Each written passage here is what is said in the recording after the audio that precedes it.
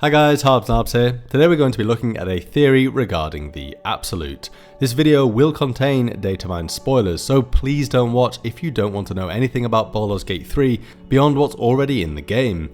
I'd like to say a big thank you to everyone on my Discord server, especially Priest, Scouse and Chublot. Everyone has been discussing loads of theories since the release of patch 5, and I've left the link to the Discord down below if you'd like to join in. Okay, let's go.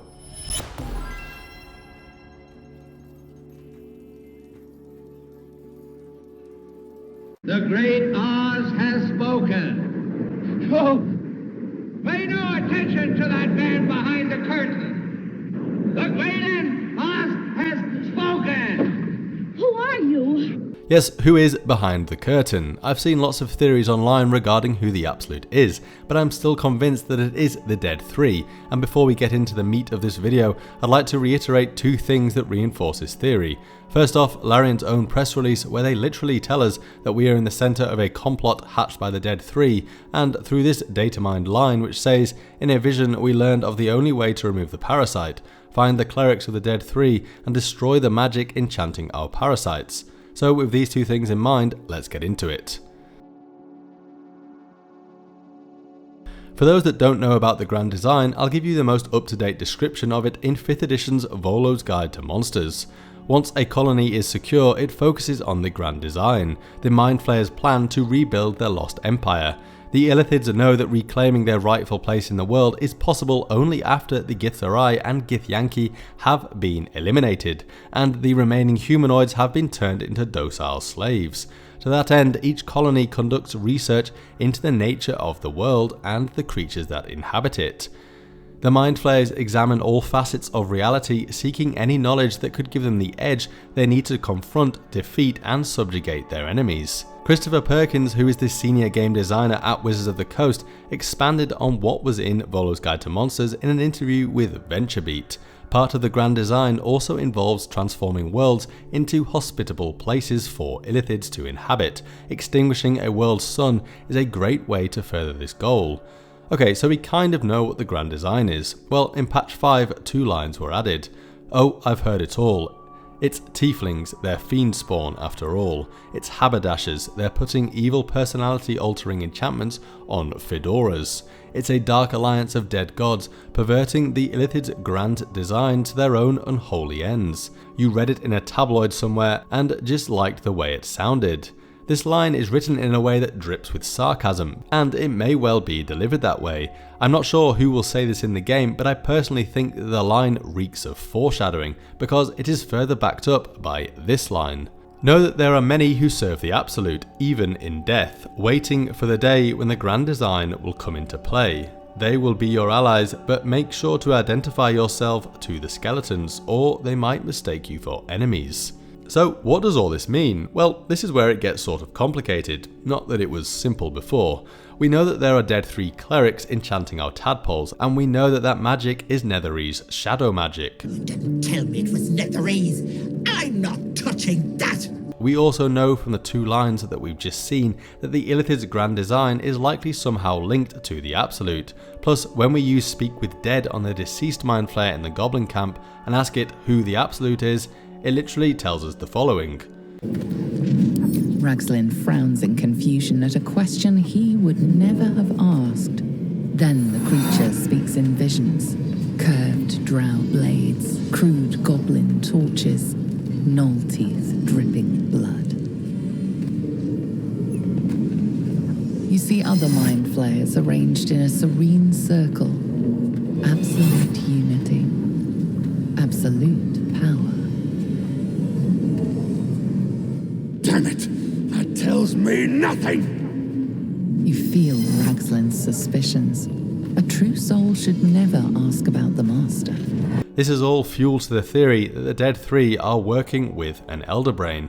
Not only that, but as of patch 5, we can see that the thralls on the Nautiloid at the start of the game are all wearing amulets of the Dead 3, much like many of the goblins, and some of them are actually labelled as cultists. So as of patch 5, we can see the following cutscene when we approach the goblin camp.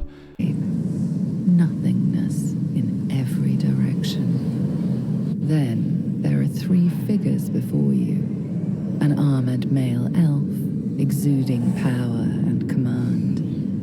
A handsome younger man with a quick, easy smile, and a pale young woman with even paler eyes. These are my chosen. They speak for me. Aid their search for the weapon. Illumination will be your reward.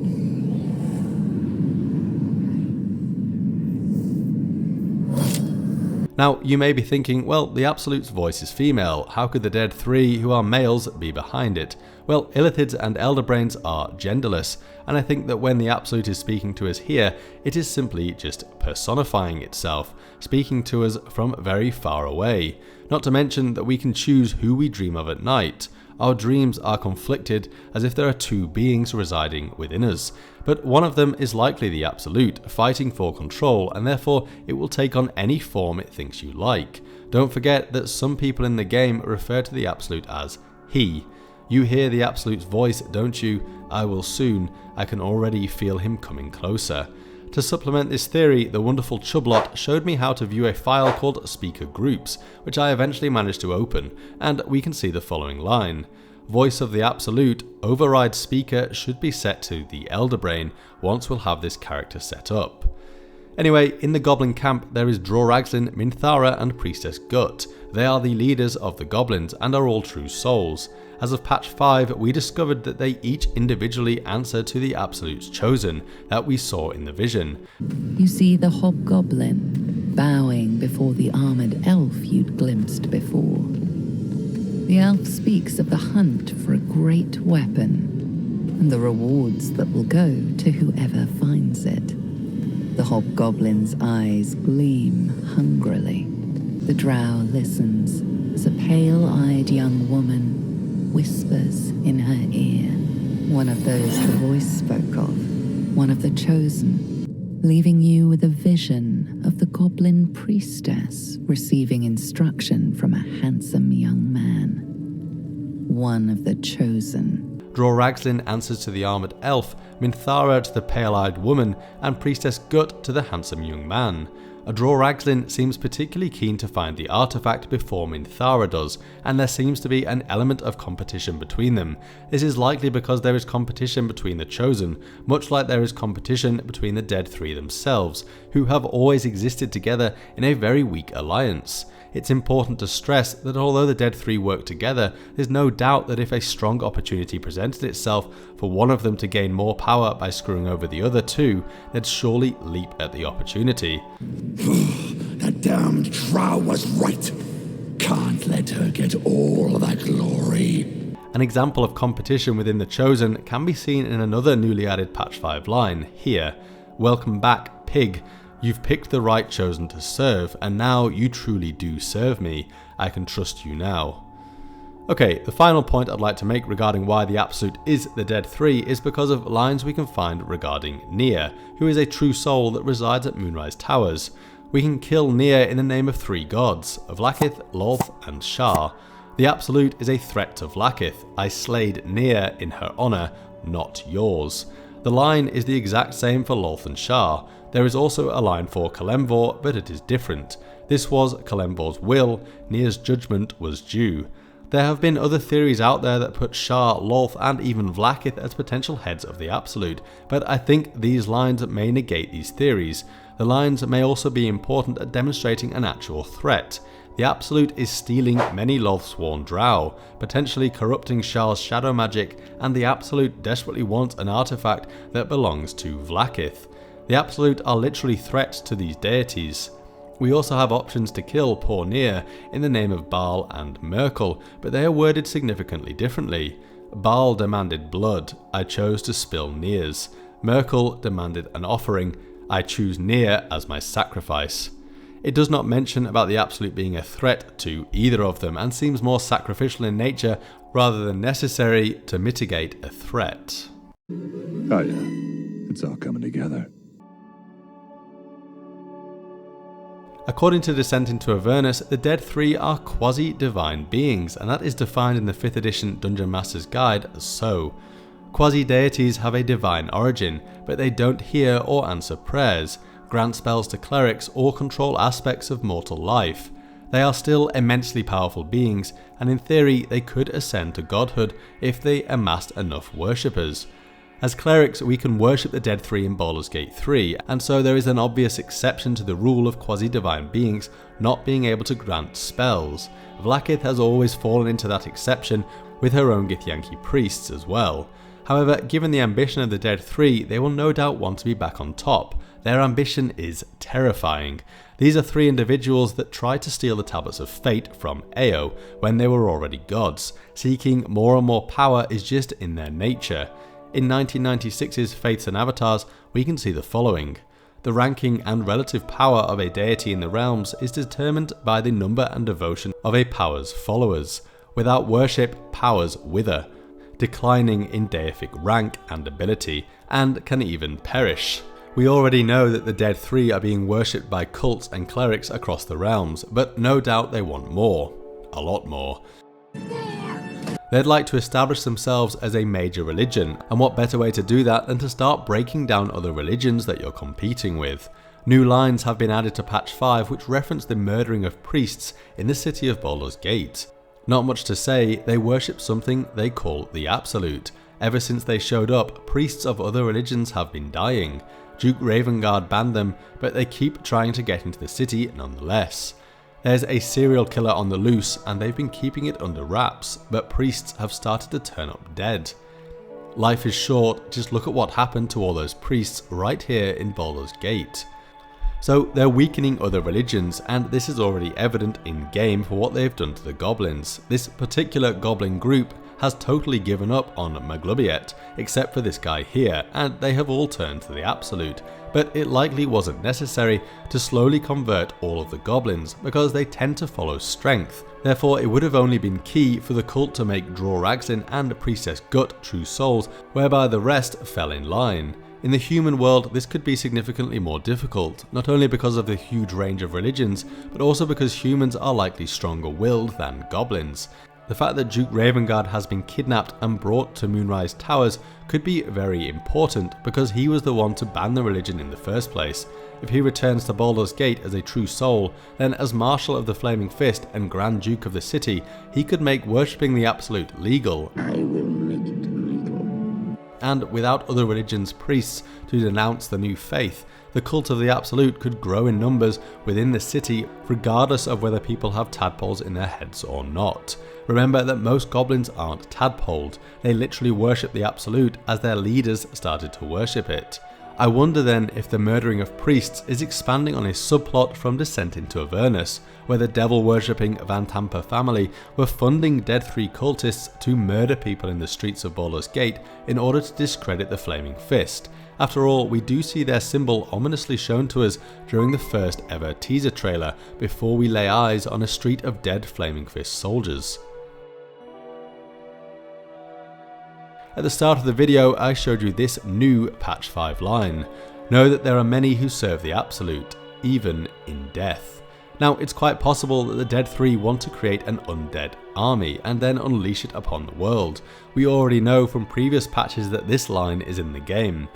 An undead army to command, don't be foolish, not even Vlaakith could resist.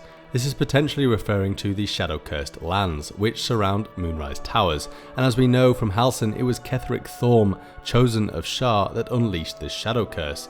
He was then sealed away by the Harpers as he couldn't be killed. However, since then, Moonrise Towers has been taken over by the Absolute, and I wonder if it's possible that Ketheric has been tadpoled. We can see the following line has been added in patch 5. We did not expect a true soul. Chosen Ketheric sent you. The manner of the line is as if Ketheric is working with true souls. Another line talks of Ketheric returning to the Illumination Chamber. Branch to do. Isabel was successfully kidnapped, but died at a later stage, likely due to Flayer killing her in custody. Ketheric blames them, then leaves them to be killed, moving to Illumination Chamber. And when we arrive at the Goblin camp, the voice of the Absolute tells us that our reward will be illumination, even if the subtitles say something else.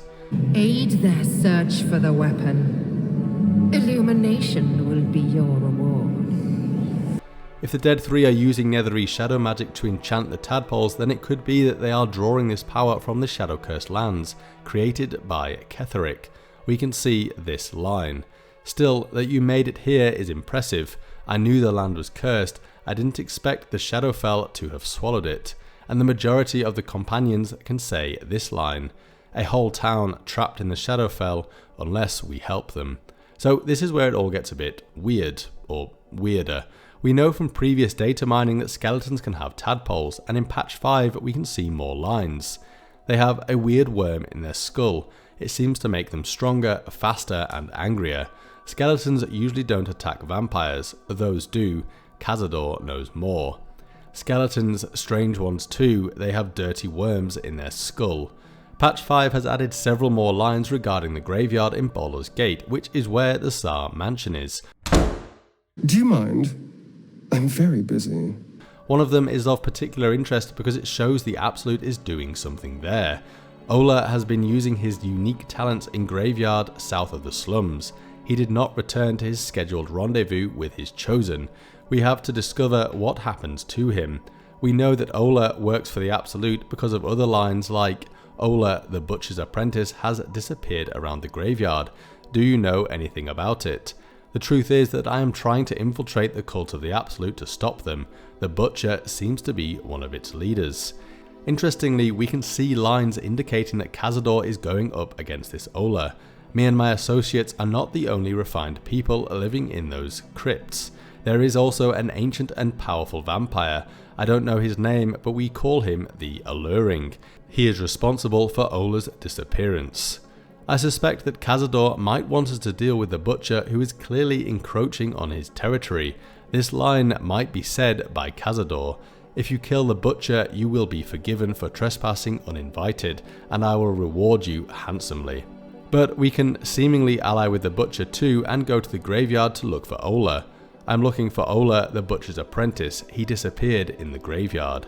When you said the word Butcher, you felt a weird drop in your heart. You have the intuition that the man in front of you will react violently if he learns that you are allied with the Butcher, but may be willing to take a lot of risk to defeat him. I don't know what Ola was doing in the graveyard, but I suspect it may have something to do with an undead army that the Absolute wants to create, and the Mind Flayers might be directly assisting them with this. We can find reference to something called a de-brainer, which is, you guessed it, something that can de-brain you, but it seems to be a sentient being. In fact, it says the following: the de-brainer begs for his life. He claims he was only just following the Mind Flayer's orders. I don't have any evidence for this, but are the Mind Flayers de-braining people to be able to tadpole the undead? Possibly, but that's a total shot in the dark. Either way, the Absolute is up to something with the deceased.